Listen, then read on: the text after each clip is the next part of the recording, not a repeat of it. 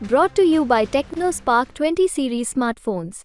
देखिए, यहाँ बैठ करके निश्चित तौर पे मैं बेहतर प्रत्याशी लग रहा हूँ, पर मैं मेरे मन में जानता हूँ कि मुझे क्या तैयारी करनी है। चुनाव लड़ने के लिए बूथ तक जाना होता है, मंडल अध्यक्षों से चर्चा करनी पड़ती है, ब्लॉक अध्यक्षों के साथ बात करनी पड़ती है। अब 25-30 दिन का पीरियड इतना पीरियड नहीं है कि आप कैंपेनिंग करो या ऑर्गेनाइजेशन स्ट्रक्चर तैयार करो, और कैंडिडेट्स को कॉन्फिडेंस में लेना पड़ता है, मेरे कार्यकर्ताओं से बात करनी पड़ती है। तो जब बात हो गई थी तो मेरा यूँ मानना था कि अब मैं इसको वापस रिव्यू नहीं कर सकता। मैंने मेरे राजनीति का एक क्षेत्र तय कर रखा था। पार्टी का अधिकार होता है हमको कहीं पर भी भेजने का। उस संदर्भ में उन्होंने मेरे से चर्चा भी की थी, चर्चा पूरी हो गई थी और ये तय हो गया था कि मेरे को उम्मीदवार नहीं बनाया जाएगा। और उसके बाद यह आश्चर्य के तौर पे चौंकाने वाली बात थी कि ऐसा कैसे हो।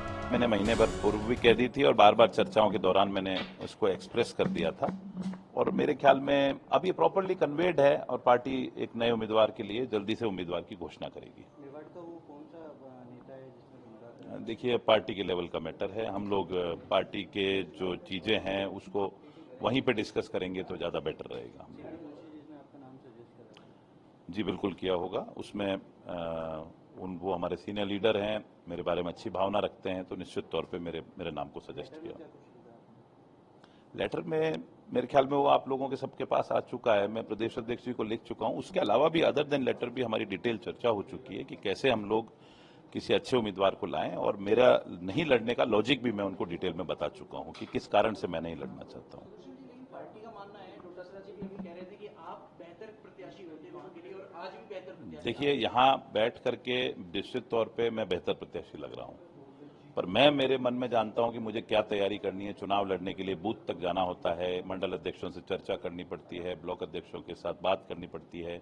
अब 25-30 दिन का पीरियड इतना पीरियड नहीं है कि आप कैंपेनिंग करो या ऑर्गेनाइजेशन स्ट्रक्चर तैयार करो, और कैंडिडेट्स को कॉन्फिडेंस में लेना पड़ता है, मेरे कार्यकर्ताओं से बात करनी पड़ती है। तो जब बात हो गई थी तो मेरा यूँ मानना था कि अब मैं इसको वापस रिव्यू नहीं कर सकता इन चीज़ों को।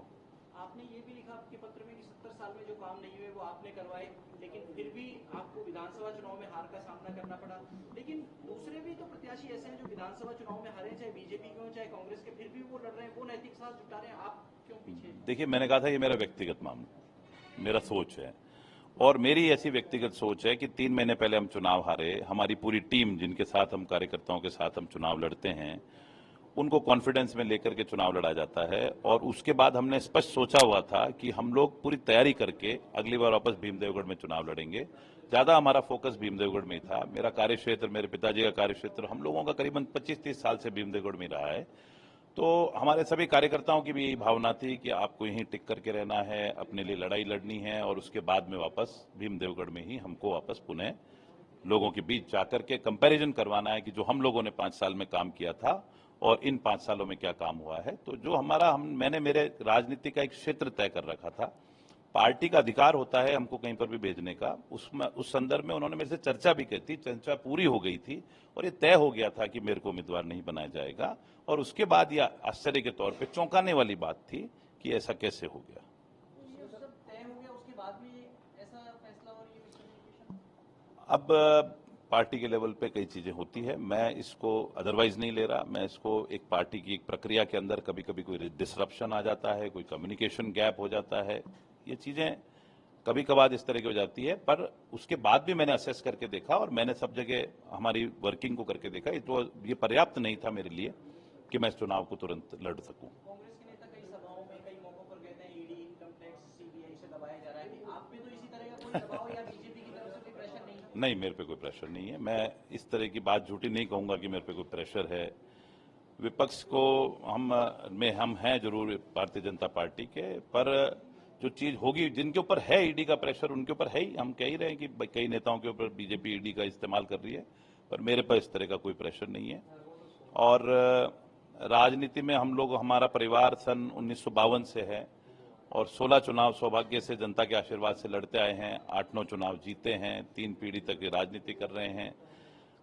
जनता का आशीर्वाद है, तो डर और खौफ वाली कोई बात नहीं है। ना कोई पराजय का डर है, ना कोई ईडी का डर है, ना कोई बीजेपी का डर है, ना कोई मोदी का डर है।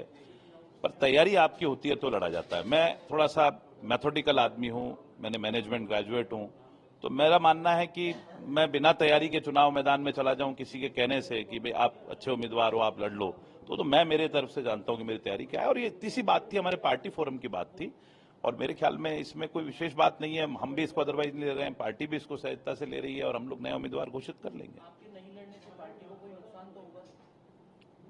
देखिए, बहुत कार्यकर्ता हैं पार्टी में। सुदर्शन सिंह जैसे सैकड़ों लोगों से कांग्रेस बनी हुई है, तो ऐसी कोई बात नहीं है। कोई नुकसान, कोई एक कार्यकर्ता चुनाव नहीं लड़ेगा तो उससे कोई फर्क नहीं पड़ता है। अच्छा उम्मीदवार आ सकता है, मेरे से भी अच्छा उम्मीदवार मैदान में आ सकता है अगली बार जब घोषणा होगी 2-3 दिन में या आजकल में, तो अच्छा उम्मीदवार हो सकता है। फाइट करते करते भाग्य राजयोग में होगा तो वही जीत के निकल सकता है। एक जमाना था जब राजा सिंह जी को गोपाल सिंह जी इडवा ने हरा दिया, प्रभा ठाकुर ने राजा सिंह जी को हरा दिया। वोट बैंक इतना बड़ा था, उसके बावजूद भी पराजय का सामना करना। राजा सिंह जी के बाद में बीजेपी ने लोकसभा में किसी रावत को टिकट नहीं दिया, आपको टिकट मिल रहा था, तो एक समाज में बड़ा मैसेज आता, जो बीजेपी का वोटर था वो कांग्रेस की तरफ आता। क्या इससे अब डैमेज कंट्रोल हो जाएगा? आपकी क्या भूमिका रहेगी इस सबको? देखिए, ये सब चीजें अगर चुनाव लड़ते तो ये सब चीजें होती है, पर जो हम निर्णय ले चुके थे और जो बात हो चुकी थी, तो उसके ऊपर फिर पुनर्विचार का विषय नहीं है।